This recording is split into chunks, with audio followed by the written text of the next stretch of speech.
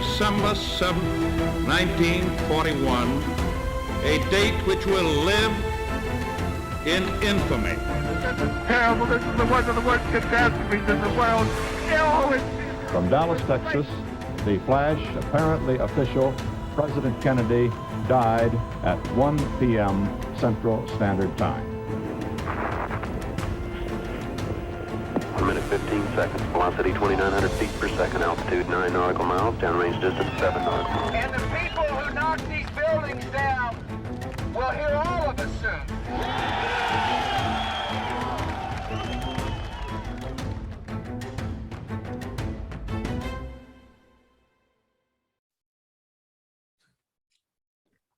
Welcome to the H-Files, where we will take a deep dive into the lies, the falsifications, and fabrications that we have been told is our historical record. We will investigate conspiracies, speculations, and most importantly, evidence that will make you think twice about much of our recorded history. I am here, as always, with my Liberty Monks cohort and co-host, Brother Mike Mundy. How's it going, Brother Mike? I am doing fabulous, my brother. I'm so excited to have the Grand Master of all things Flat Earth. I can't tell you how many hours I spent on YouTube watching countless documentaries. Now we get to talk to the guru himself. Well, it's an interesting subject. You and I had the opportunity to talk to Mark Sargent, and man, if there's anybody that knows about that topic, it's him. And what's cool is that, you know, like everything else that we do, people get to look at this information and discern, hey, do you think this is true? Do you think it's not? I tell you, there's some compelling things in what he says, and we pre-recorded this a little bit ago, and we thought, what a better place than H-Files than to have this conversation air so people can hear it. And it's I tell you, it's very, very interesting, and he has some compelling points. I will say that. So with that said, we're going to jump right in. We're going to play the conversation that we did with Mark Sargent, and everybody, let us know what you think. But without further ado, let's get this thing rolling. Enjoy.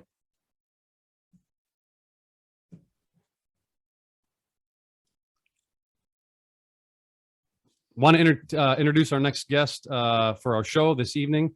And our guest is Mark Sargent. And Mark is from Washington State, I believe. Right, Mark? That is true. Up in the northwest corner of the United States, on a little island on the northwest of the northwest corner. In fact, I can see Canada right up the road from here. Nice. There you go. Perfect.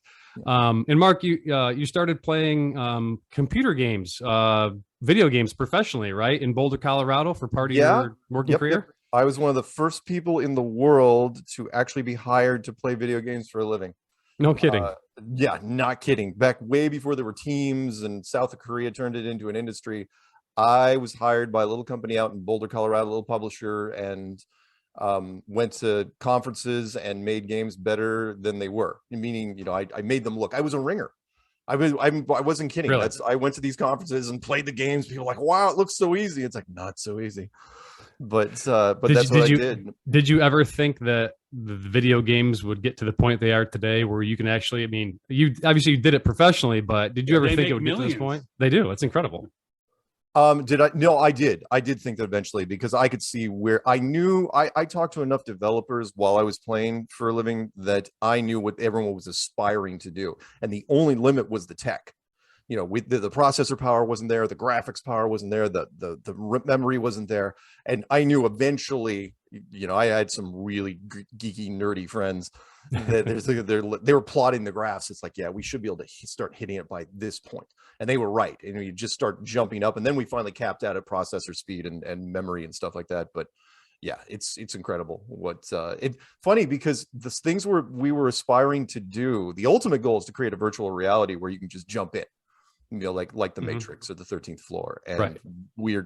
I don't think it's funny because everybody says that's going to be the greatest thing ever. It's like, no, that'll be the ultimate collapse of civilization. Let me throw one thing at you. The creator of Dilbert, you know, Dilbert and Dogbert and all that. Yeah. He had this wonderful intro to a book where, this was way before good computer stuff, where he was talking about Star Trek Next Gen, the holodeck. And he goes, the last invention we'll ever create is the holodeck. Because once that's created, no one will want to do anything. They will want to make just barely enough money to jack into the holodeck, and then that's it. And he goes, the rest of civilization will just collapse in squalor. And he wasn't wrong. You know, that has been touched on in movies for a number of years because it's the ultimate form of escapism. Anyway, so there you go. So then you spent like 20 years after that training people in some type of proprietary software, right? Yeah, I stayed in Boulder, Colorado, and taught people time and attendance software, which is not time travel software. It is time tracking software. So if you have ever punched in or out anywhere for anything, there are companies that build the apps for that. And that's what I did. So, and we mostly did it for blue collar factories because people learn in blue collar factories how to work the time clock system. You know, they figure out how to cheat, and the owners don't trust the employees, and the employees hate the owners. So the owners will spend gobs of money on these time clock systems that they can manipulate. And make sure the rounding rules and everything are the right. So I would go out to all these factories and places I traveled all across the country in places you'd never go to on vacation, and installed and trained these people, blue collar factory people, on these time clock software. And that's what I did for a number of years. And it was a lot of fun. Nice. Yeah. Well, I know 2014 was a significant year for you, just based on our research, looking into some of the work that you do and kind of where you spend your time now. And again, you know that better than we do. We just know what we read. But you started, you know, there's all these conspiracies out there, right? There's all these things. Well, and some of these conspiracies, like obviously in today's day and age, we're seeing what's happening with COVID and all the things around that. And some of these are more like spoiler alerts than conspiracies, I would say. That's Mike's line. Yeah, that's a great line, by the way, Mike. You know? I'm gonna steal that. But you started looking into one that was probably, I mean, you may have even thought this at the time from your perspective, but probably the most, you know, I don't know, unbelievable, ridiculous conspiracy ever, which is, hey, we don't live on a globe, we live in a flat plane. So flat earth theory, right? I mean, that's one of the, and I know that started really picking up a lot of traction you know, in 15, 16, 17, because you heard people on Rogan and stuff. I think Eddie Bravo was on Rogan a bunch of times. You started seeing people in, you know, basketball players like Kyrie Irving come and talk about it. I think most people probably dismissed it, but you didn't, right? You really started looking into this stuff. I guess, you know, why did you start looking into that? I mean, what was the draw for you? Conspiracy boredom. That was literally it. I never got married, never had kids. And so I had if you don't get married and have kids, you have a lot of free time on your hands. And I mean, huge amounts of free time. And plus I was getting into the internet when the internet was very young, when you had weeks where you could finish the internet, basically. You can just go through it. It's like, pretty much seen it, you know, like a Blockbuster rental outfit. And I started, it's like, okay, what haven't I looked into? And everyone knows, everybody in the conspiracy knows about flat earth. It's like, yeah, that piece of crap, ugly duckling, retarded cousin over there that you don't want to stare at. You don't want to do it. You just don't want to do it. And finally I'm going, well, I'm not getting younger. Let's just spend a weekend and knock this thing out and crush it. Because there's a lot of, I mean, I know about all conspiracies, but there's some I like and there's some I don't, right? You know, do I believe in you know, things flying around the sky that aren't the US Air Force? Yeah, you bet. Do I think that Bigfoot had Elvis's baby? Probably not. Probably not going to say yes on that one. But when it came to this, I'm looking at him going, I don't want to do it. It was kind of like Ferris Bueller, you know, the guy in the car. It's like, he's going to keep calling me. He's going to keep calling me. I'll go. And that's what I did. I finally spent a weekend and tried to shoot it down. And that weekend turned into 2 weeks and 3 weeks and 5 weeks.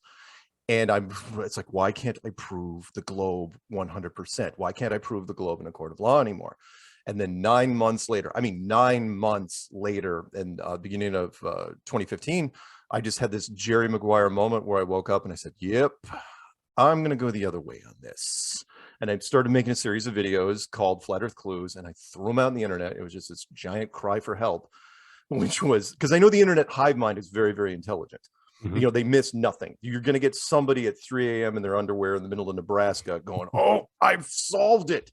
Whatever it is, you're going to get that feedback. And that's what happened, where all of a sudden I threw it out there and I thought someone was just going to blow it out of the water.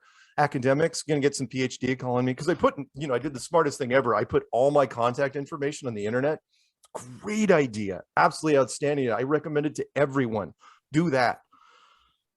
And so I had people calling me up, but they weren't PhDs. They were engineers and pilots and people from all branches of the military. And they're going, yeah, it's not that nuts. Here's why. Seriously. And I get these weird whispered conversations, and some of them wanted to be on, wanted to talk to me on the record, and some of them didn't. And they started giving me all this info, stuff I had never thought of. And then finally, after about 6 months, any doubts I had in my head, gone. So then people, and again, started getting other people to inspire other people to do other things. And the next thing you know, we started getting, pseudo celebrities and then real celebrities. And then just about every major YouTube channel you could think of did a flat earth video.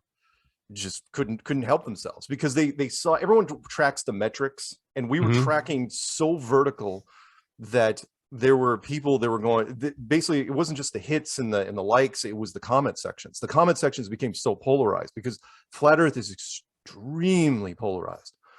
You either love it or you hate it, and everybody going into it hates it, like me. And then they get converted, and so we have this weird like 99% retention rate. It's kind of like the Matrix, red pill, blue pill, which is once you're in, because I don't convince you, I don't even persuade you. I just throw the idea out there. You're the one that tears it down yourself. You're the one that chips away at the globe until finally it's gone. And so even if you wanted to go back, kind of like the Matrix, how would you? How are you going to put it back together again? And then the Netflix documentary came out in 2018, and then everything just went. That was even worse, because my contact information was still out there. So my email load, which was already pretty good, just doubled, overnight. I woke up one morning, it's like, what happened? And then somebody say, oh, hey, did you know that Netflix put out the documentary? It's like, really? Wow, that's great. So, and it worked out because the documentary team hated us, just hated us. They were an LA team, did it as a side project. It's called Behind the Curve. And but they never were converted the entire time they shot with us for 7 months or so. And so anyway, I'm all have you seen that? Okay, I have never seen that. I honestly didn't know that oh was no, so Netflix did a documentary about flat earth. Yeah, and it wasn't interesting. To be fair about Netflix, I mean, I know they have a lot of muscle, but there's a lot of things they don't do. They just buy. So it was initially an independent production house out of Los Angeles. Again, just some film people that were working for different production houses. They decided to do this as a side project. And then when they were done, they decided to, if you know anything about films, most of the movies that are made in Hollywood never ever make it to the theater or streaming or anything. They're just out there. And so if that's the case, you have to send it to film festivals. And the film festivals show it, and if they make it into the top 10, you have buyers in the audience like Amazon or iTunes and stuff like that. And the producers had no faith in the project whatsoever. They said, oh, no one's going to buy this. Flat Earth's terrible. It's awful. And they just wanted it on their resume. And then every film festival that it was submitted to got in, and then it's like, it's never going to get sold. It's like, it'd take years before it ever bought. And like Amazon bought it immediately, and then iTunes bought it, Apple TV, and then finally Netflix. They were the holdout. They finally picked it up, and then it just ripped through Netflix. In fact, it's just now leaving Netflix. Funny that I think it was yesterday, after 3 years of doing great on Netflix. And so yeah, and in fact, even I didn't think it was gonna get. We joked in the community, we'd say stuff on camera. It's like say whatever you want, no one's gonna see this thing anyway. That's so famous. I mean did this, so this you're saying this got picked up and this was viewed by a ton of people, you're saying? Oh yeah, tons and tons of people. I got to, in fact, before the whole pandemic thing happened, in 2019 I did conferences in 7 different countries, and I shot a TV commercial down in Australia, came back, did a morning show in London, came back, and they caught some outfit in London says, hey, yeah, McDonald's wants to shoot something. They have something over in the UK called Pancake Day. It's like, well, the earth is, for flat earth, it's going to be a great time. It's flat, it's round, Pancake Day. It'd be awesome. And it's like, great, passport's ready, just about ready to head over there.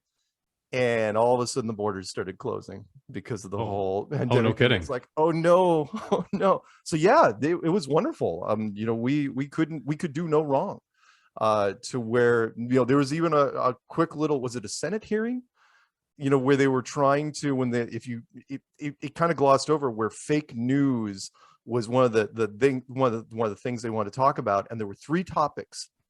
They brought up like the head of YouTube, and they had said, okay, and YouTube promised, they said, okay, fine, we're going to ban snake oil, medical misinformation. It was initially called snake oil, but then they labeled that. We're going to ban false flags. You can't talk about that on YouTube anymore. And then we're going to recommend flat earth less. And it's like, and I'm watching this on a Senate hearing. I'm going, what? You're going to do what? And sure enough, they reduced our monetization across the board by like 70%, I think, which I didn't care as much, but there were a lot of other people in our community. It's like, it sucks, but they didn't shut down the channels entirely. But yeah, it was a wonderful ride so far, up until the pandemic thing. But then we couldn't do conferences, like all those conferences I was going to, I couldn't go to because, one, I couldn't cross international borders because the borders were closed, and for other reasons that I didn't want to do, things I couldn't do if I was going to cross borders.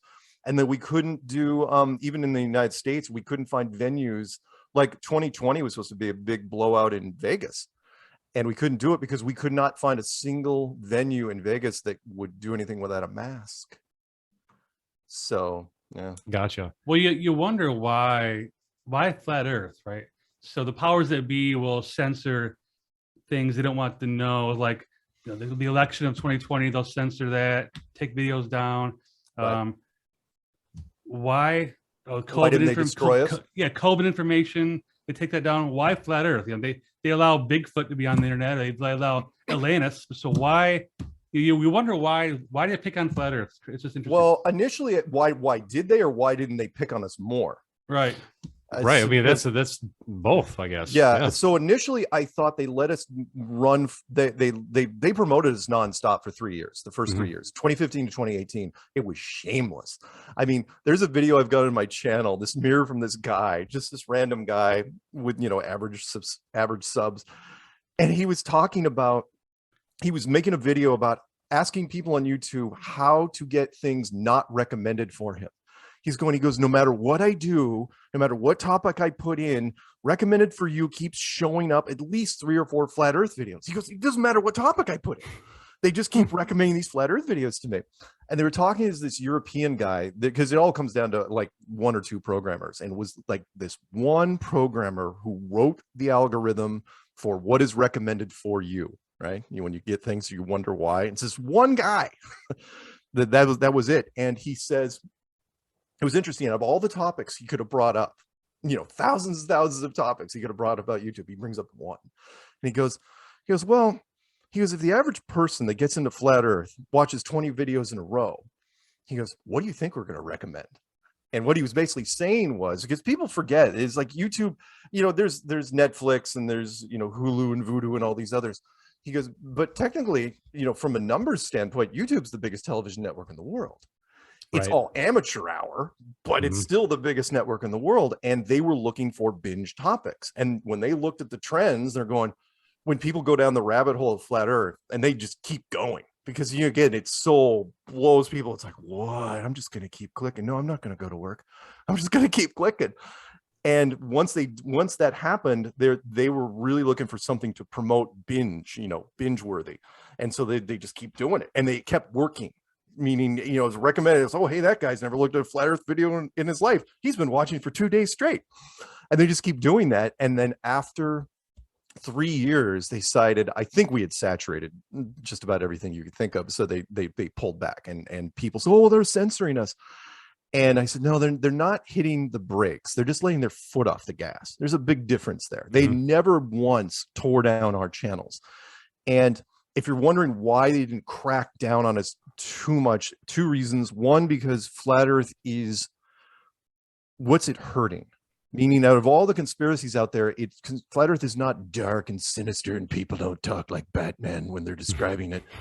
It's very, very, it's upbeat, meaning, it's flat earth. It's about the world itself, and you're in a dome, and there could be God, and all these fun things. And and we proved that because there were so many more women that got into this than men. I mean, the conspiracy world, as you know, I mean, it's dominated mostly by men. But with flat Earth, I was going to the conferences. There was a lot of women. They weren't there for me. They were just there for the topic, and it was amazing. I asked them, I was like, "Why are you here?" And it's like, well, it's so hopeful and it's optimistic. I like that. It's like, okay, great, wonderful. So that was good. So I mean, seriously, shutting down, let's put it this way, if YouTube shut down flat Earth, you might as well just be a broad spectrum, conspiracide and just wipe everything else out, because everything goes after that. There's no safe haven for the conspiracy world. The other thing I believe is, I think they let us do it, because flat Earth seems to open the minds up to a lot of other potential things, both good and bad. Meaning, if you believe in that thing behind me there, the whole flat Earth thing, then you're probably open-minded to a whole lot of other things. And I think that, I firmly believe this, is that we were just the picture frame for a canvas that's only now being unfurled. Meaning, flat Earth kind of keeps it, there's the whole shock and awe thing. What's happening now, it doesn't seem to shock people as much, and it could, we could have helped in that regard. So maybe we were inadvertently being used by the puppet masters to, the topic was being used by the puppet masters to sort of soften people up to other things. I mean, seriously, you could roll out a Project Bluebeam right now. I don't think it'd freak out that many people by comparison. I mean, yeah, the NPCs and the normies, sure, maybe, but the rest of the people are like, oh yeah, that makes sense. Well, seriously, go ahead. Well, as I was say, it's interesting because obviously it's a very outlandish statement to say that it's flat and that it's not a spinning globe, because look, we're taught all this science, right? We're taught about the solar system, and we're taught all these things that well, again, more about. I'm not a scientist, so I don't really follow all that stuff, but I just know what I learned in school, and that's just that's the mainstream thing. So I guess what brought you to this conclusion? Because I would venture to say that the vast majority of people believe in what they were taught through school and everything. Like, I mean, okay, just the reality of the world we live in is what we're taught. And so I guess what brought you to that conclusion? Okay, what brought it to me? First off, and I will try to condense it, which is what you just said there, what we are taught. There was an interesting passage, and I've got it up on my thing here, and you guys can look it up. So George Orwell, the George Orwell, he wrote back in 1946 because he was curious about why people believe things just because the media and the government tell them there's things. And he was talking, and he was not a flat earther, but he mentioned, there's this little quote where he goes, most people have asked to prove that the earth is round would not even bother to produce the rather weak arguments I have outlined above. They would just start off by saying that everyone knows the earth to be round, and if pressed further would become angry. He goes, in a way, Shaw is right. It is a credulous age, and the burden of knowledge which we now have to carry is partially responsible. And what he meant by that was, remember, he wrote this in 1946, and you could walk down the street and ask anyone how they know the earth is a globe, right? And they would just say, we know, it is known, Game of Thrones. It is known, right? It's like, yeah, but it's 1946. NASA isn't even founded until 1958. So how do you know? And then all of a sudden the wheels start grinding, which is why he was getting angry. It's not that you know that the earth is round. You were told, and your father was told, and his father, going back 500 years at least. You'll be to a point where most people couldn't even read and write. That's where it starts. It's like the conditioning is so there. I mean, come on, it's the only conspiracy we debunk to children, by the way. We don't talk to children about JFK or 9/11 or any of that other stuff, but we do. I mean, kindergarten, first grade, right off the bat, it's like, yeah, by the way, we used to think the earth was flat. Now it's this funny little blue spinny toy, right? They hold up and then they put it in the corner of the classroom and it sits there for 12 years. Incredible conditioning, having that thing sit in the classroom for 12 years. It's not like they're seeing a lot of space photos. It's not like they have their own rocket ship, but it sits there in the corner for 12 years, right below the American flag, by the way. And the American, and I mean, that's CIA pays good money for that sort of conditioning, but we put it through our education for free. But to your point, so I've got 5 quick bullet points. Why did I believe in it? Well, because I mean, we have, right? Don't we have photos and everything like that? And don't we have a space program and those? I mean, so again, just putting it out there. There's certain things you got to look up. Do I believe that NASA is absolutely lying through their teeth, and they have been since they were created in 1958? Yes, I do. Okay. For what? And in fact, there's some giveaways. Like everybody at NASA, like they're all in on it. No, not at all. In fact, 99% of the people that work in NASA don't know anything, because straight up compartmentalization, which is, I mean, the people that do HR, the people that polish the fuel systems, the people that sweep the floors, they don't know anything. As a matter of fact, there was a wonderful movie that was tied to this years ago, an independent film called Capricorn One, which I highly recommend. It's probably one of O.J. Simpson's only serious roles. He's one of the astronauts, and what they do in it is they fake a Mars mission. And why do I bring this up? Why do I tie this to NASA? Because in the movie, you realize nobody at NASA knows except for the telemetry guys. Meaning when the rocket goes up and you can't see it anymore, the only way you know where to track the rocket is through the telemetry guys. And the guy says, oh, it's here in 3D space. This is where it is. It's 70 miles this way and 40 miles, up, and this is where the rocket is. And you realize that all you have to do is control those guys. And if and once, because that's all you're feeding to the public anyway. It's like, where's the rocket? Well, the rocket's here. You show them some numbers. It's like, okay, well, that guy's smart. He's wearing a lab coat. He must know what he's doing. So, but the other thing with NASA was the lack of pictures. Which is, well, it's like we have plenty of pictures now. I will tell you a quick story. When I was running a tech support team for a time and attendance company back in Colorado years ago, in 2000, the internet wasn't completely up and running full bore, but it was still getting there. I remember I thought I'll make all these iconic shots and I will put backgrounds of the globe on every single monitor. I'll make sure they're different ones.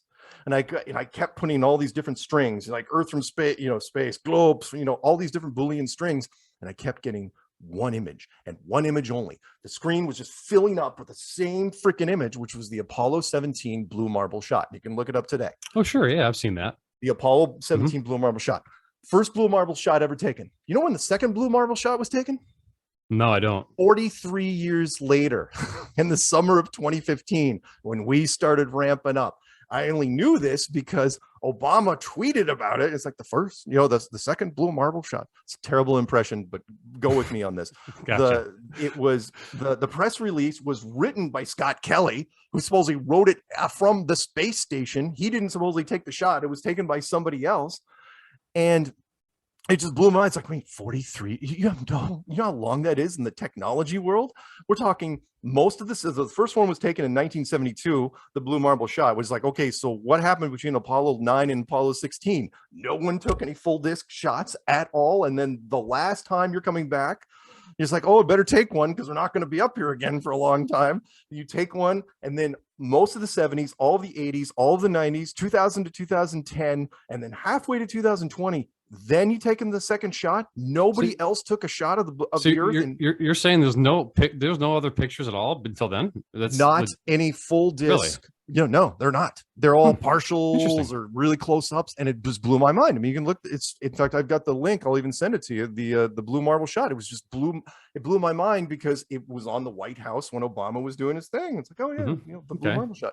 So when you're looking for NASA, it's not just what's there, it's what's not there.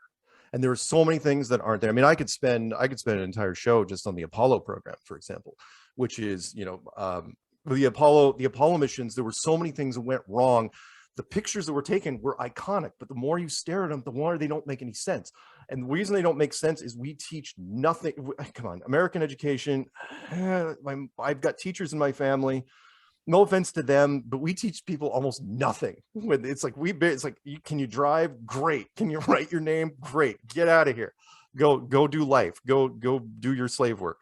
We teach people almost nothing about engineering and physics and biology and microbiology and all the other stuff. And so nobody gets it. It's like, we'll just listen to the people in the lab coats. They're smart. So when you watch the Apollo program and you realize, it's like, oh yeah, so apparently there's just 4 inches of ash on the moon. It's perfectly uniform, and you never see anyone with a shovel digging a hole because you don't want to dig into the set, or there's no blast crater underneath the lander or the car battery powered transponder.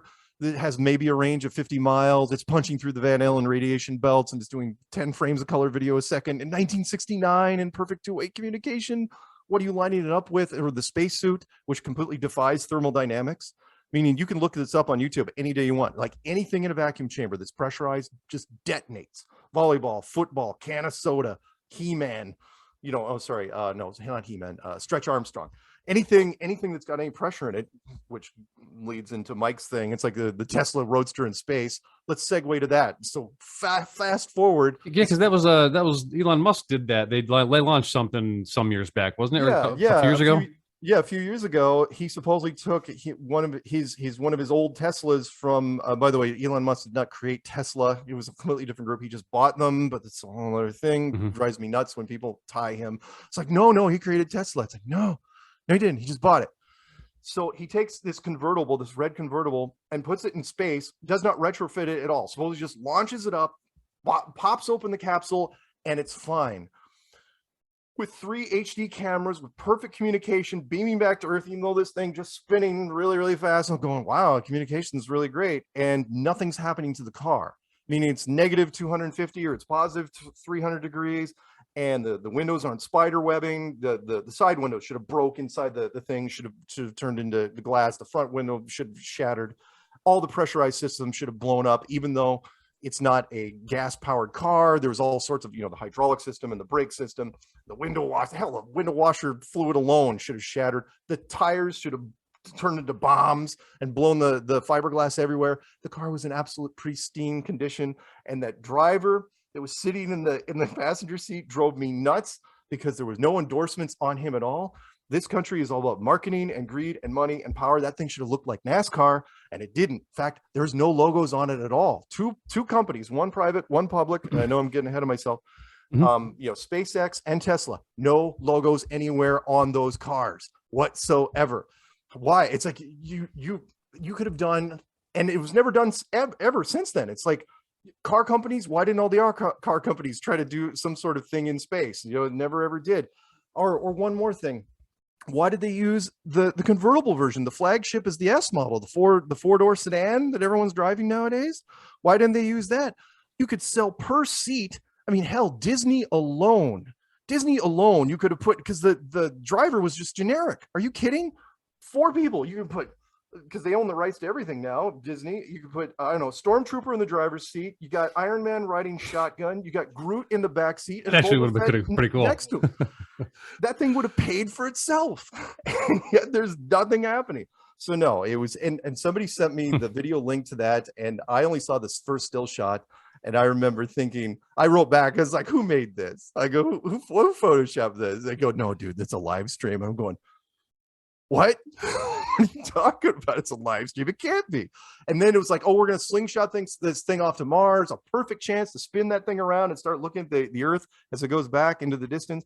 Never happened. They just cut communication. I'm going, why'd you cut communication? It's like, well, the battery was going to run out. It's like, what? It seemed fine. In fact, why wouldn't you just let the battery run out? Why would you just turn it off? And why? So that's how that played out. They just cut the communication. Yeah, they just cut communication. Okay. That was it. And to this day, there's certain things that they say, well, how could somebody from the space program prove to you that the Earth is actually a globe? I go, well, the easiest thing was give me a 4K camera, put it on something like that, whatever the rocket is, something that's going to be leaving orbit, point it down at the ground. Eventually the Earth will form into a ball, and that's it. It's never happened in the history of space travel, even by accident. So why not? I mean, why not? It's statistically impossible. And by the way, on a side note, find me any footage of an astronaut that even did a 180 with the camera running. Never happened, especially on the moon. Okay. Well, that's interesting. I mean, it's all interesting stuff, I mean, we've all seen rocket launches, right? So, are you saying those are faked? No, the rockets are real. Could they be helium assisted? Probably. The follow-up question to that would be a side note to that would be the satellite systems, which is like, oh, the satellites can't be fake. I'm going, really? Look up. It's not even a secret. It's not even classified material. NASA is the biggest producer and consumer of helium in the world. Why? Because they launch huge satellites on balloons. For whatever reason, they don't even talk about it. They just launch it up to 4 tons, 8,000 pounds. Wonderful videos of some of these things going off in the wind and crashing into things, doing all sorts of destruction. I've got videos on my channel. And they can stay up there. It's not like weather balloons where they go up, to a certain altitude, 130, 140,000 feet, and just pop. They can get up even higher and stabilize them. And the point is like, if you can get a 4-ton payload up there and stabilize it, then why would you ever launch anything on a rocket? But you still got to launch the rockets because, well, that's the whole part of the program, isn't it? You got to prove people there's rockets. So if you look any time lapse thing of a rocket, they go up and they go vertical. They go vertical and they go horizontal almost immediately. And then they just send them off over the ocean, have them ditch in the ocean somewhere, and then recover them or not recover them. It doesn't really matter. But it gives the great illusion to the public that, well, it's a program we should be spending a lot of money. And they do. NASA, I think in adjusted dollars right now, they're getting $54 million a day. That's a pretty good budget. And which is disappointing because their production values are not very good. If a Hollywood studio got $54 million a day, there's nothing they couldn't accomplish. Which is why when I see movies based on, well, they couldn't fake things, I go, really? Watch Gravity again with Sandra Bullock. Watch that closely. Put it up on a big screen. That's a good movie. It's gorgeous. And then compare it to one of Stanley Kubrick's, one of the first movies, 2001: A Space Odyssey from 1968. Put that on Blu-ray. Gorgeous. It's like, we can do that in 1968. Don't tell me we can't fake stuff. We can fake anything we want. In fact, the Americans fake it better than just about anyone, which on a side note would be why the Russians quit. I remember, people forget, I know I'm older, but it's like people forget we had the space race, whereas the Americans and the Soviets, because the first one is the moon. And then all of a sudden the Americans get to the moon, even though the Soviets were beating the tar out of us in the early things. It's like, oh, we got the Sputnik, and we got the dog, and we got all this stuff. We got people doing up. And then all of a sudden the Americans get up to the moon and the Russians just quit. When does that happen in the history of sports? It's like the first guy crosses the finish line and the people like, they're running. It's like, it's over. Let's just go home. Let's pack it in. No, it would have been the exact opposite, especially with the Soviet Union, right? It would have been, we put 2 people, they put 3, we put 5, small base, large base. And then Time Magazine runs a thing that says, has the Cold War reached the moon? Which is exactly what would have happened. But that's not it. And I know exactly why it didn't go down that way, and which is it was continuity, which is how they fake things is not exactly how we fake things. Meaning, okay, what do you mean by that? We're using a studio. You have in fact, if you have studios even in the same city in Los Angeles, the continuity is so tough to do. You put them in different countries. All right, hey, why is the ash different color in the Russian stuff? Why do they have stars in some of their shots and we don't? Why, what people in the internet, come on. There's movies, there's sites out there called moviemistakes.com, which are, you can, if a coffee cup moves from here to here and the character didn't move it and the scene just happened, they're going to call you out. I mean, and things, I've seen plenty of those. Things get missed. People forget that the very first cut there was released to theaters of Lord and the Rings, when they were leaving the Shire, there was a car driving in the background, and everyone missed it in the production house because they were staring at the damn hobbits. No one was paying attention to what was going on in the left field. And then all of a sudden it's like, hey dude, there's a white car making a turn up there. It's like, well, on that topic, you wonder if you see shots from the moon and there's never any stars in the background, right?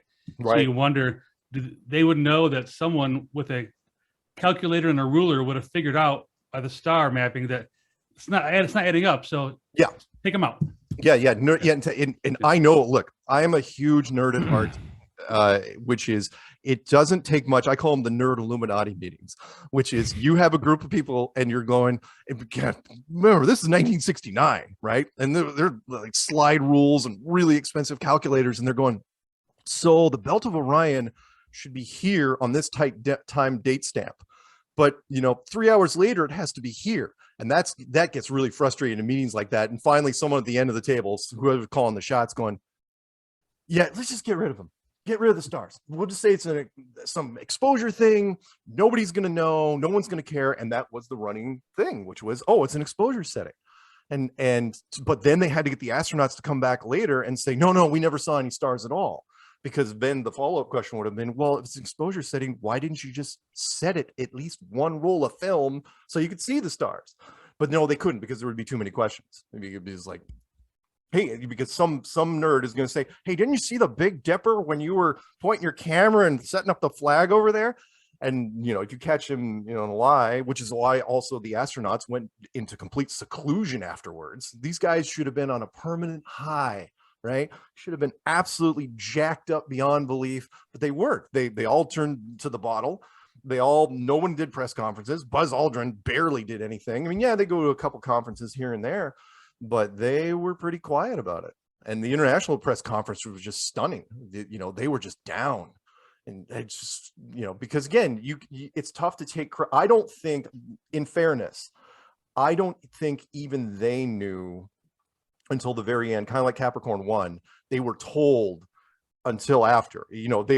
I think they were supposed to be, it was like The Right Stuff, the movie, where they were going to be heroes and Boy Scouts, and then they were told. It's like, oh yeah, by the way, you're astronauts now, you're not going to do anything, here's why. And that really tore them to shreds, which is why I think all the astronauts now, which are same thing, Air Force officers, they're just told, it's like, okay, you're going to fake this, we're not telling you why, it's beyond your pay grade, that's it. And that way, you have deniability. I'm sure you suspect, but it's like anything. Until you know, you don't know. Mm-hmm. So you can make assumptions all you want, or you talk to somebody higher up, an astronaut, and somebody says, "Yeah, you really shouldn't be asking those questions," because those guys, when you get to that level in the military, colonels.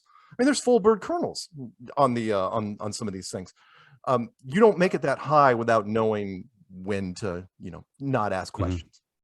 Plus, you'd also psychological profile these guys and tap their emails and phones, and mm-hmm. They're not doing anything without them knowing.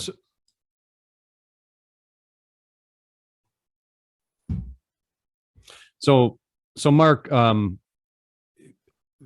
it comes to, all right, the planet, then what you're saying is that we're floating through space and it's just flat instead of a globe, or are you saying that it's something completely different? It's something completely different. The question then I throw back at you and anyone else is, mm-hmm. How do you know that there's space to begin with? The most frustrating thing about the media dealing with the whole flat Earth concept is that they keep showing this asteroid, this flat asteroid flying through space, this rogue asteroid, mm-hmm. and with all the other planets are spherical, and it's like, this doesn't make any sense. It's a dumb concept. It's like, why would there be spherical planets and then a rogue flat asteroid in a solar system? I mean, well, I'm sure you can appreciate that. I mean, it sounds kind of silly, right? It is silly, but look, even flat earthers have limits when it comes to silliness, mm-hmm. and this is one of them. So what I throw back and say, look, there doesn't have to be space. If we are living in a planetarium, then everything you see up in the sky is just lights on a ceiling, no different than an actual planetarium that we've had around since I don't know, going back all the way to the. I've been in planetariums, yeah. I mean, I know it kind of dates me, cool. and younger people don't go in. But if you showed a planetarium to somebody that didn't know anything about technology, it'd freak them out. If you blindfolded somebody that hadn't known any tech and you bring them in, it's like, what is happening? Why is the moon there? Or the night sky. You can fake a lot of such, which is why the Truman Show was so fascinating, because that was really like a 20-mile wide dome that was meant to fool one person. In reality, you could have fooled a whole bunch more people than just one person, and never would have worked out. Nowadays, we know that whole concept would have died. But the technology was very, very real, and you could have fooled somebody. So no, what I'm talking about is we're living in a building that could be on a desk or in a lab or something like that. A construct, a Hollywood soundstage that is so big and so well designed that even our best and brightest didn't figure it out till about 1960. And when they did figure it out, they decided not to tell anybody, because because there's too many things. Like, okay, why would you keep the secret? Why would you keep the secret? We didn't build this. We have nothing to do with the engineering of this place. It's way beyond our engineering capabilities, but we can keep the secret. Why? Because if you don't find out till 1960, the cement's already dried on our civilization. Things have already been built. And what I have learned over in my lifetime is that people in power don't take chances. They just don't. And I know it's like, well, that's a part of like organized crime too. What is that line from Heat? If there is ever a doubt, there is no doubt, right? Which is, you ever doubt somebody? Yeah, you got to take care of that because that's not going to fly. So and because if you didn't keep the secret, three bad things could happen. One is academics. You're talking about every university in every country in the world. It doesn't matter what is astrophysics and astronomy; those would be torn down probably forever. And then the remaining physical sciences, I don't know, biology, hydrology, archaeology, geology, those have to, anything with anology has to be rebuilt completely. Libraries have to be emptied out. And then you've got things like, I don't know, the world markets. Economically, you'd have to suspend world markets for months because you didn't know what the hell it meant. I mean, come on, they're really twitchy as it is. And this would just disrupt it to no end. But the big one would be the religious side of things. You're talking about the 5 major religious houses of this world, Judaism, Hinduism, Buddhism, Islam, and Christianity. You're giving them leverage, all of them leverage against science simultaneously. And you're saying, show restraint. I know science has been beating you over the head with textbooks for the last 5 centuries. It'll be fine. Just don't take it out on, don't take it personally. Oh Lord, it would be a bloodbath. I mean, all these groups would come back at science like, okay, so you were wrong about something really, really big. You know what? Let's revisit some of your other stuff, shall we? I don't know. Evolution, carbon dating, the Big Bang, dark matter, and they just go on and on. And, sure. It kind of opens Pandora's box a little. I mean, it really does. Will never be able to close. Science could never recover from that. So at that point, so that's the shortest Illuminati nerd meeting ever, right? You get these guys sitting around a long dark table and say, what's the worst that could happen? And then that guy gives the speech, and then the guy at the end going, yeah, so we're not talking to anybody about this until we can figure out how we roll it out to where we can use it to our advantage, which is why here we are, 2022. It's way more acceptable to talk about that sort of thing than it was in 1960. Right. And look, I'm one of those conspiracy people that I believe in the greater good. I do. I always have. So if in 1960, yeah, that's a good move. No, you don't tell people. You got to remember, just 13 years earlier, you had to deal with Roswell, and Roswell freaked the hell out of people. Roswell, sure did. Yeah, people were just losing their minds, and that was just some newspaper and radio. There wasn't even television. So 13 years later, it was a pretty quick decision, and they're like, yeah, no, not yet, maybe one day, but not yet. So there you go. Well, if it was ever proven that we are living in an engineered design, right, then that would then prove that there's a God or a creator.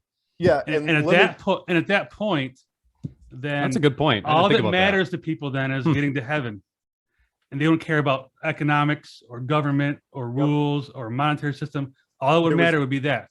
So there was a wonderful movie that hardly anybody saw with Robert Redford called The Discovery. And it was fairly recent. And it was about, the movie opened, this is to your point, Mike, which is the movie opened with a scientist had figured out through his research team studying brain waves of people recently deceased mathematically that an afterlife existed. And the second he released that paper, something like 40 million people in the world just committed suicide immediately, right? Which wasn't a huge number, but it was a big jump, right? A big uptick. And then during the movie, throughout the meandering of the movie, they figured out, they can figure out visually a way, and I know it kind of rips off from Brainstorm with Christopher Walken back in the day, but they showed visually what was happening. They actually had a clip, they were watching somebody die, and they were showing on the monitor what they were seeing, and they were showing that they're going back and they're fixing some of their mistakes. And the second the scientist, Robert Redford, the lead scientist, realized the implications of this, he said, all right, destroy that tape, destroy the machine, destroy everything. This never happened, because he realized the implications of it, which is if you show something I had talked about decades ago, which was if you even had a 30-second clip of the afterlife, a good afterlife, people would bail all the time, because people aren't, this world is 99.9% suffering in some way. There's conflict. It doesn't matter how beautiful, how powerful, how rich, how talented you are. There is always something to complain about, always. Oh, sure.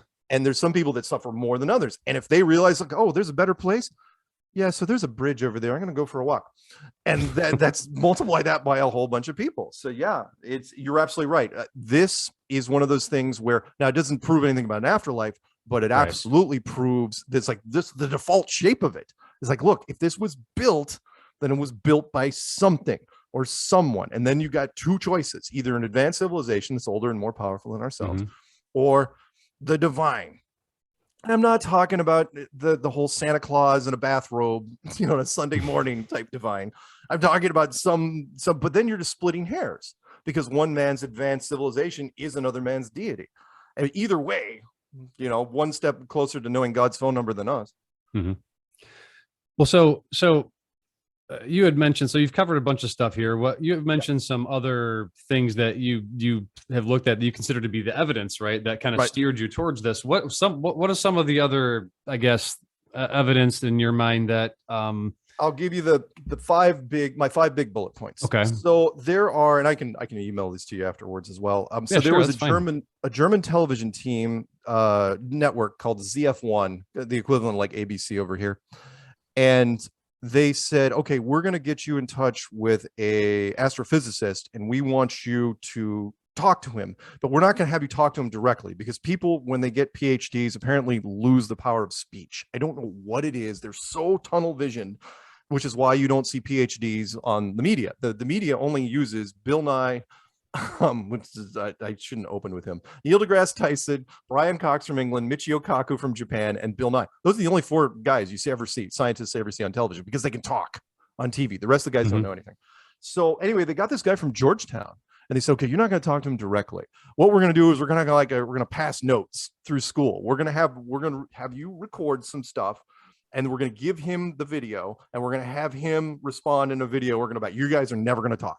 It's like, all right. And I got that. I understood. I've talked to enough scientists that I realized they're too tunnel vision. They just can't talk. So they said, come up with 5 sciencey things. It's like, okay, fine. So, and I won't read them exactly, but I'll give you kind of the gist of it. Ready? So number 1, the number 1 point that sucks people into flat earth more than anything. I had nothing to do with it at all. Was not in the clues at all. People give me credit for it. They shouldn't, which is long distance photography. Number 1, without a question, which is if you're looking off in the distance, mainstream science says that the curvature formula is 8 inches per mile. And I know people listening, it's like, I didn't study algebra in junior high. I don't know what that means. It's 8 inches per mile squared, which means at 10 miles, it's 10 times 10, which is 100 times 8 inches is 808 inches, which means at 10 miles, there should be 800 inches of curvature. And it gets worse and worse from there. It's not 8 inches per mile because that'd be like stairs. That would be a slope. Sure. Yeah. Eventually it's going to go vertical. So at 50 miles, it's 50 times 50 times 8 inches, which is 1,670 feet roughly. I normally say it's 1,666, but then people would be like, oh, we don't want to talk about 666. So at 1,700 feet, let's round up. That means that whatever object is out there at 50 miles has to be taller than 1,700 feet. Otherwise, it's going to be on the other side of the hill, right? The other side of the curve. And 20 years ago, I would have been right there with you. Been like, yeah, you're absolutely right. However, that's not the case anymore. Now, because of HD technology, now you can zoom in on things that are gone and bring them back into frame. Boats that are absolutely gone. You watch them go and it's like, well, they went over the horizon. Yeah, we've all seen that. Yep. Sure. Nope. Lake Michigan and the ocean and all that stuff. Sure. Yep. Not anymore. Now, depending on atmospheric conditions, which do change, because remember what we're talking through right now is not nothing. It is 80% nitrogen, is a little bit of 20% oxygen. There's some trace gases. Forget about that. Yeah. But we're basically talking through a soup. We're not even walking through life. We're basically swimming. It's so weird, which is why how planes work. Of course. Yeah. So that's the big thing. Long distance photography, which is you can see farther now than you should be able to. That's number 1 with a bullet. Number 2 would be vacuum versus gravity, which is, and I'll do a quick thing for you. Let's say there's a second story where you're sitting right above you, right? And you converted it into a little vacuum chamber, right? It's not like the movies. You got a little valve, right? You pop it. What happens, right? It's not like the movies, again, where you hear this hissing sound. It's like, oh, there's only 2 minutes of air left. Get the duct tape. No, it's instant. It's violent. It's horrifying. Ask anyone in the submarine biz. Let's ask anyone the deep sea oil rigs. It's awful. It's the most powerful, incredible, because we're talking about molecules in one area and nothing in the other. It has to equalize, and it equalizes absolutely instant in a fraction of a second. So the point is, it's like, okay, so you pop the valve where you are right now and all your air rushes upstairs, right? What happens? Well, if you aren't sucked up through the hole, you're probably going to black out. You may even die, right? So when you go outside, what's keeping the atmosphere outside from rushing off into the vacuum of space? And your initial knee-jerk reaction will always be, every single time, because it's what we are taught, it's like gravity. Gravity, that's it. Well, it's got to be gravity. You go, you mean the same gravity that couldn't keep the air in your room from going upstairs? That gravity? Because it couldn't do it. And it's a million times out of a million times, it can't do it. So why, when I go outside, why is the gravity holding everything down? And I've even had people, I mean, their minds just spin. They don't know what to do with it. They're like, well, there's more gravity. No. Same gravity. In fact, there's even more vacuum force. The thing that was above you wasn't even a huge vacuum. We're talking about the massive infinite vacuum of space. What is holding the atmosphere on this world? In fact, not only that, and I've asked scientists this, and they do not have an answer. I go, tell me where the exact bleeding edge of space is. Tell me where our air ends and the vacuum of space begins. Tell me what happens there. What happens? There's a little trailing off. It doesn't grab anything, and the vacuum just doesn't care. It's just kind of tickling the atmosphere. It doesn't do anything. No, that's not it. That's absolutely not what happens. Scientist doesn't want to touch it. Number 3, which would be the eclipse shadow, which is the moon, supposedly, even though that doesn't even make sense. Our moon, by the way, is absolutely, from an astronomy standpoint, it makes no sense at all. It's way too big for our planet. Look at every other moon in our solar system. They're tiny by comparison. Our moon is huge. It's 2,000 miles wide, if you believe him, right? The Earth is only supposedly 8,000 miles wide. So this thing up there, why does a 2,000-mile wide object, when we're in eclipse season, wherever you are, why is the blackout zone, the shadow that's cast, right, on the ground, why is it only 70 miles wide? It's kind of odd, isn't it? Because, airplanes what I mean there is, when an airplane flies across, if you're lucky enough, you're up, you're on the ground and a small plane flies, in front of the sun, you see that full-blown shadow on the ground in front of you. You can't miss it.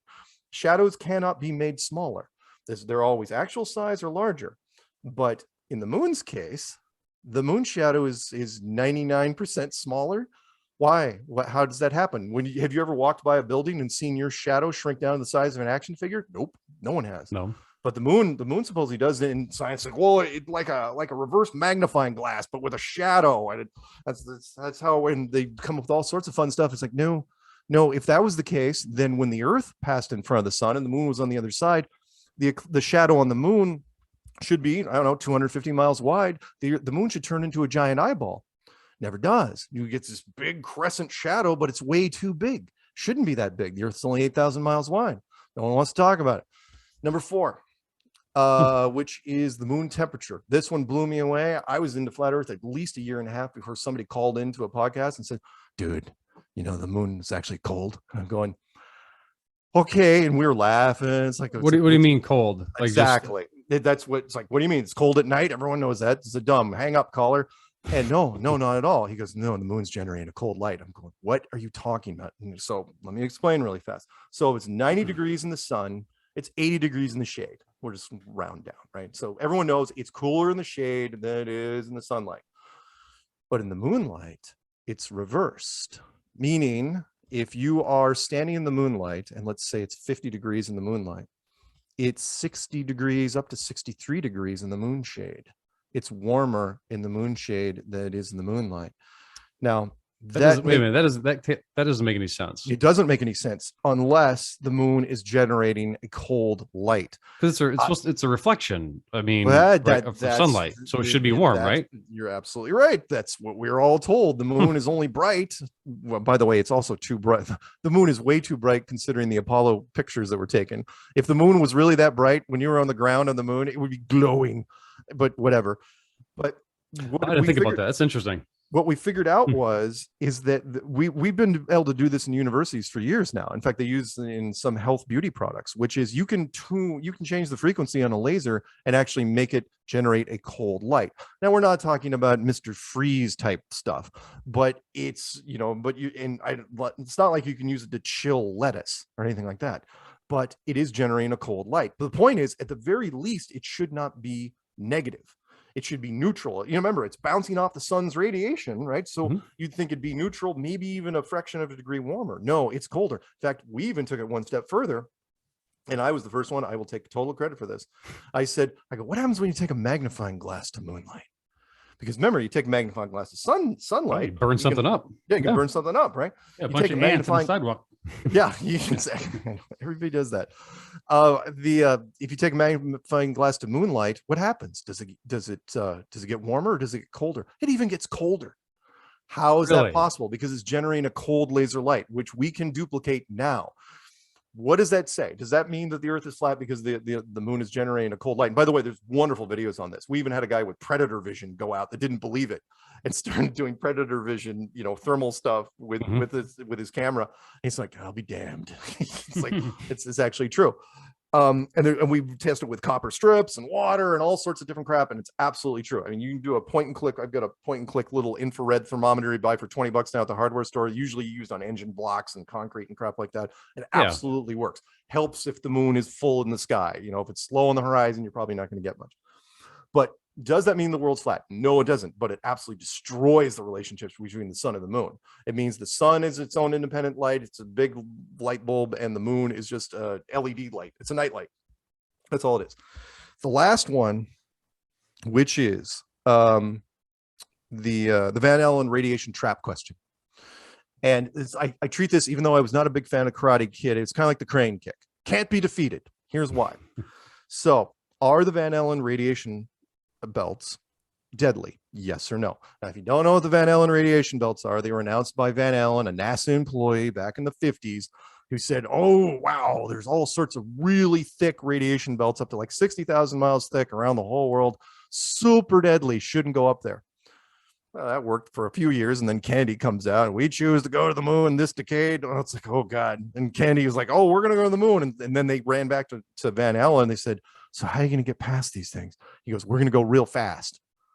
All right, well, your best speed is 18,000 miles an hour. So 60,000 miles an hour or 60,000 thick, and you're going both ways. But here's the big thing. So are they deadly? Yes or no? If you say they're not deadly, or no, if you say they're deadly, then how'd the Americans do multiple round trips through these things? Nobody got cancer. Nobody got radiation poisoning. Nobody died. There's still, I think, 4 of these guys limping around today, including Buzz. Wait, is Buzz dead? I don't think he's dead. No, I think he's alive, right? Doesn't matter. I think so. Anyway, so, and you're saying, what's the point? My point is like, what shielding did they use? There's only 3 things that stop radiation, right? Lead, obviously. Gold, which is twice as dense as lead. A lot of people know that. And a whole bunch of water, which we use in power plants. Well, all those 3 things are terrible ideas for any sort of aeronautics. You do not put these things on. You don't put anchors on the top of rockets. Really, really, really bad idea. It's pretty heavy stuff. So if you're using aluminum and plastic, how the heck are you stopping the radiation? You're not. So then you come back, and I even had, who was the big UFO guy that died a few years ago? I can't remember his name, but I'll figure it out. Anyway, I did a debate with him. I'm embarrassed. I forgot his name. And and I say, you say, well, they're not deadly. I go, fine. Then go to the NASA.gov website and look up a little video called Orion Trial by Fire, where the Orion is our Mars program. And they've made this wonderful video where they said, oh yeah, by the way, we're not going to be putting men in our test capsules anytime soon because we haven't solved the Van Allen radiation problem yet. It's like, what are you talking about? You solved it. You solved it perfectly. You solved it back in the 60s. And you made this video at the end of 2014. What happened? What's the deal? So you're stuck either way. You either say they're deadly, and it's like, well, the Americans went through when they shouldn't have been able to. And you say they're not deadly. It's like, no, NASA says they're very deadly. So you're stuck. The flow chart just loops back on itself. Anyway, I threw out those 5 questions to this guy out of Georgetown, and he folded instantly. He was like, and I don't, it's not because I'm smarter than him or anything like that. What I did was I took advantage of his tunnel vision, which is most scientists have a very specialized field, and scientists are notorious for if it's outside of their wheelhouse, they don't like to talk about it because they just don't feel comfortable. It's, I'm not qualified to answer that question. That'd be more for my colleague, blah, blah, blah. But there were some of these things he couldn't touch. And so that was it. And the Germans like, oh, we're not going to run the segments. And they went back home, and I published the initial interview with the Germans, I think, on my channel. But yeah, that usually, between those 5 things, that usually shuts people down. I get very few emails. Very few. Because I put the challenge out there. Go answer these questions. Anybody answer these freaking questions. And so you're saying that there hasn't been any scientists, no NASA scientists, or anybody that's been able to more or less kind of combat what you're saying. You're saying that there's been really nobody that's been able to do that. No, and you wouldn't be able to either. I mean, the moon temperature thing's way out of their wheelhouse. Most people, scientists, have never even heard of such a thing, and they really should be doing tests on it. That's just, I mean, I'm sure somebody was just, you know how that goes. Somebody with a stupid hardware. It's like, we people do scientific tests, amateur scientific tests all the time. They're usually called rednecks, but in this case, you know. But the other things, the eclipse shadow and the Van Allen belt question, and I get it. You know, they're tough to answer. They really are. Stanton Friedman, that's his name. Stanton Friedman was, you know, when I told him the Van Allen one, he just stopped dead in his tracks. He's like, he's going, why did they make that video? You know, the Orion Trial by Fire. And I go, yeah, I know, right? They should have never released that. It's almost like we lost something in the generation to where there are kids coming up that they don't know the things you shouldn't put out. And again, NASA's turned into such a sprawling behemoth that you can't control all the aspects simultaneously. Mistakes will be made. There you go.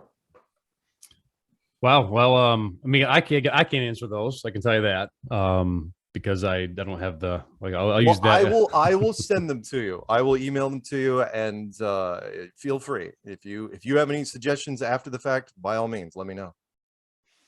Well, fascinating. I mean, gosh, I mean, you know, it's interesting. I mean, you find that a lot of people just, it's a hard thing to get your arms around, man, because you know, again, it's not even something most people probably even think about or even ponder, but you throw those things out there and it's like, those are interesting points. And I can't answer any of them. I have no idea. Right. I've never been off the earth. So, and by the way, that's to your point. Nobody owns a spaceship. When space was militarized back in the day, and that's really all they did back in the 1950s was militarized space. They made it to where the general public didn't have access to that sort of stuff, and because of that, no one can prove it for themselves. They can't, and so they just rely on the people in the lab coats. This is why I made a video some years ago called "The Code of Credibility," which is if you are wearing a lab coat, you are instantly more credible because people immediately defer. It's like, wow, he's wearing a lab coat and a bow tie. You know, he's obviously more intelligent than me, which is why. And I don't want to drag this on too much, but I got to mention Bill Nye because I got to take a shot at somebody, which is Bill Nye the Science Guy, who has a bachelor's degree in mechanical, immediately abandoned it to become an actor. I know this because he worked for an amateur comedy studio up in Seattle called Almost Live. And I was up here. I was living in Seattle at the time. I watched him on the weekends. And when I would talk to producers, when I started doing this stuff, I ended up talking to a lot of field producers. And I said, why do you keep putting Bill on TV? He's not even a real, you know, he doesn't even have a master's degree in anything. And it's like, yeah, but he looks the part. And what had happened was they realized that through conditioning, because he did this little skit up here called Bill Nye the Science Guy, which Disney then bought and said, hey, do this Bill Nye the Science Guy because it's squeaky clean, you know, it's perfect for our channel. Ran for 5 years and then was syndicated forever, right? Because it's timeless. It's not Sesame Street or anything, but it's, you know, a lot of people grew up with that. And then you had producers that were like, yeah, let's just get Bill on. Let's have him start talking about stuff. Bill, what's your opinion on climate change? What's your opinion on the Mars rover? What's your opinion on quantum mechanics and string theory? He has no idea. But if he just reads a couple of the cliff notes on it, people like watching it say, oh yeah, Bill knows. He's the guy. Yeah.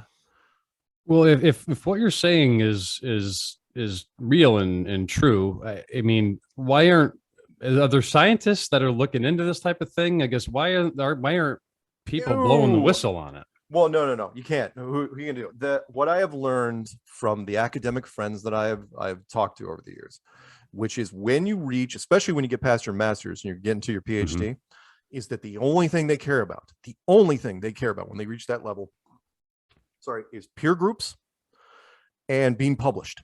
That's it. The scariest word in the academic world is ostracized, which means if you are the person, and because it's tough, you don't want to be, I've talked to some of these guys. If it's not that, not forget about whistleblowing. They don't want to even be caught in the same room as a flat earther, because if you are going to debate a flat earther, treat it like a boxing match. You are the heavy favorite if you're the scientist, right? But if that flat earther doesn't go down in the first round, the eyes aren't on the flat earther anymore. They're on you. Interesting. And they're saying, hey, why haven't you knocked out that flat earth guy yet? Why is he on the, why is he still standing? And the longer the flat earth keeps up, you know, goes toe to toe, the worse you look, to where at the end, if flat earth, even if flat earth doesn't win, right? Even if they just, as long as they're still standing, all of a sudden now that the match is over and that boxer leaves, his entire community just descends upon him. It's like, what the hell were you thinking?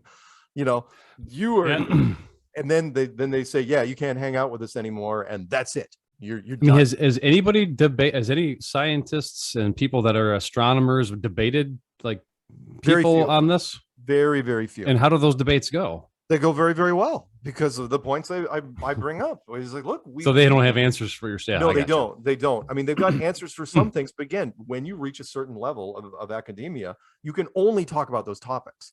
But if I go off on a side road, or whoever it is goes off on a side road, how are you gonna? You can't address it. You're in no man's land. You can't regurgitate textbook material. Your textbook material doesn't apply to that. Not really. So you try to make it fit, maybe if you're quick on your feet, but most of the time you can't. So you're stuck, which is why most of them, like Neil deGrasse Tyson's never going to touch us. Brian Cox, never going to touch us. Michio Kaku, nope. Bill Nye, no. I mean, we put the invitations out there to everybody for years. Gotcha. It is very, very tough to do. I think we've done, I probably count on one how do they react? I mean, do they just discard it, you know, or do they tell you why they don't want to debate you? Well, that's just it. Publicly, they'll just say, well, yeah, that's beneath me. It's like, it's obvious. That's been settled for thousands of years. But privately, what's happening is they can't debate because you don't want to be that guy. No one wants to be that guy. Neil deGrasse Tyson, he doesn't do debates anyway. He's a stage performer. I get it. He's got his niche. But you're saying he's not a scientist? He's not a No. He's a scientist in name only. And I have talked to enough grad students. I get to talk to some fresh physicists, you know, the ones that are just out of school, and or they're usually young. And I bring up Neil deGrasse, and boy, they get so infuriated. I go, yeah, he's your high priest. And they're like, no, he's not. He's not. He doesn't represent us. I go, oh yeah, he does. I go, he's the one on TV. He's your guy. But in Neil's defense, he is a hell of a stage performer. He could have done, his stage presence is so good that he could have done anything. He could have done self-help videos. He could have done a version of Tony Robbins. He could have done any of that stuff. He just chose astrophysics, and it worked out really well for him because he goes on stage and he does, I'm not being racist when I say this, but his performance is a cross between Bill Cosby and Sinbad. That's his thing. I mean, I can see it when I'm watching up there. I've watched a lot of comedians over the years. He's got good comedic timing, but that's his wheelhouse. He doesn't like to go. He does his song and dance. Science is great. Science is amazing. And then he goes off stage and that's it. He doesn't like doing debates because then that's not usually a happy tone, funny type of thing. It's a serious debate. He doesn't want to do it. He's never done it. He's already said he's never ever going to do it. Well, I actually saw him one time on a video, and it was very surprising. They were asking him, you know, about how far away the sun is and the angles of the shadows and blah blah blah. And he goes, "Well, the math adds up this way. That's why it's provable." And someone asked him, "Well, does the math also make sense if you make it the flat Earth model?" And he goes, "Yeah." Really? He said that? He actually said yes. The math is the same if the scales were different. Yeah. Because that was one of my questions. Like I thought, you know, mathematically can't, you know, that started with Copernicus, right? The mathematics of it's an honest. Well, it started even before Copernicus. The Copernican solar system model. That's one thing, but the argument that's even older than that is the sticks and shadows argument, which goes back all the way to the Middle East. And most of the time I don't bring it up in interviews because, well, most people don't get it. But to your point, Mike, Bill Nye has helped us more than he's hurt us in that he understands, because he's absolutely right. Yes, if the sun is 400,000 miles wide and 93 million miles away, it will cast a shadow that looks like this. But if the sun is less than 100 miles wide and it's like 3,000 miles away, it will also cast a shadow like that. Right. And people and it's like, yeah, but we know it's 93 million miles away. It's like, really? How do you know? Exactly. And because these assumptions have to be made. He did this wonderful speech on stage because, again, he does these great performances for someone, and he was making fun of the Red Bull jump. Oh, I loved it when he did that, where he said that it was scientifically dishonest because he was seeing all the pictures that were being taken of the Red Bull jump, the where they went up 130,000 feet. They had him jump out of a balloon. And the fisheye lens that they were using it made him look like he was at least 400 miles up, at least, right? And the curvature was just exaggerated to where it's like, whoa, so the whole world is New Mexico? That's what you're saying here? That's how big the world is? And he knew this. And so he called him out on it. And he said, he goes, you can't see the curve from 130,000 feet. He goes, it's flat. Now, that was very interesting because I threw that back at a lot of people because I've had thousands of people email me and say, I've seen the curvature from an airplane. And I go, really? Have you? Because Neil deGrasse Tyson, the world's most famous scientist, said that no civilian will ever see the curvature of the Earth. Why would it be flat if there's, so why would he be say flat at 130,000 feet? Right. Is he saying it's just so big? He's saying that the curvature wouldn't even be visible until much, much higher. Because it's such a large, it's such so a large mass. I you got you. Okay. Wouldn't be able to see it. I get you. Okay. But that gets thrown in the face of all these people that I've talked to over the years that have said that that they've seen it from mountaintops. And I mean, I still have had people say I can see it from the beach. It's like, no, you can't. I mean, it's not the forward and backwards, side to side that they say it's from the beach. I'm like, no. And I throw them the Neil deGrasse Tyson video. I go, so is Neil wrong? And they just and I've had some physicist people say, oh well, yeah, he's wrong, he doesn't represent us. And I go, well, there you go again, because he does. I go, if you think he's wrong, by all means challenge him and see if you can get it on television.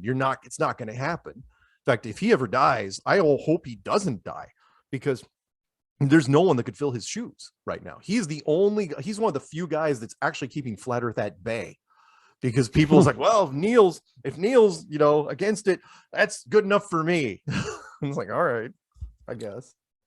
Anyway, heck, I feel like I should go watch the movie The Truman Show. It's a good movie. I like the Truman movie. Show. It's a great movie. I've always been kind of I'm a Jim Carrey fan, so it's I think I need to go watch that one. The Truman Show really resonated with me. They used it multiple times in the documentary, but it shows people how easy it. Well, two quick things, and then unfortunately I got to wrap this up pretty quick, which is the Truman Show. It took a 20-mile wide structure that cost billions of dollars to fool him. Mm-hmm. But there was another movie that I mentioned in the clues called The Village from M. Night Shyamalan, which showed you can also do it on the cheap, which was there wasn't even a dome structure. You just take some people, you raise kids from infants in a wildlife preserve, and you can, in a wooden log cabin town, and you can make up any story you want. Because kids believe anything that adults tell them. And then you say, oh yeah, by the way, there's monsters in the woods, don't go there, which might as well be Antarctica. And that's it. And here's where it gets interesting. As soon as those parents pass away from natural causes, no one's lying anymore. Everybody there could pass a lie detector test. It's like, yeah, by the way, we're living in the 1800s, don't know where we are. Here's the map of our town. We farm this, and this is our lives.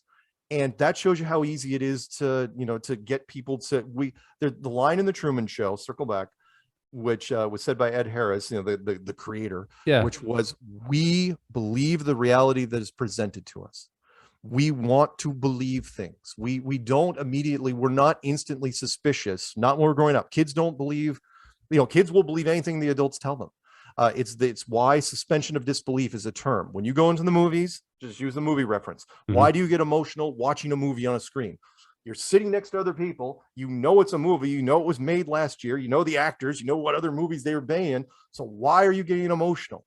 Suspension of belief. You want to believe it, which is why bad movies fall apart. And people are like, turn it. You all say the same thing. I'm not buying it. Click. So there you go. Well, I know we're up against it, and I know you got to run, but hey, fascinating conversation and a lot of fun, and definitely, I'm very interested to have you send me the stuff you're talking about. It'd be kind of interesting to take a look at it. And what's the name of the documentary? If you wouldn't mind, send me that too, because I've never. Hang on. I will. It'd be kind of fun to watch. Hang on 1 second. I will send you in fact, I'll send you all the links right now.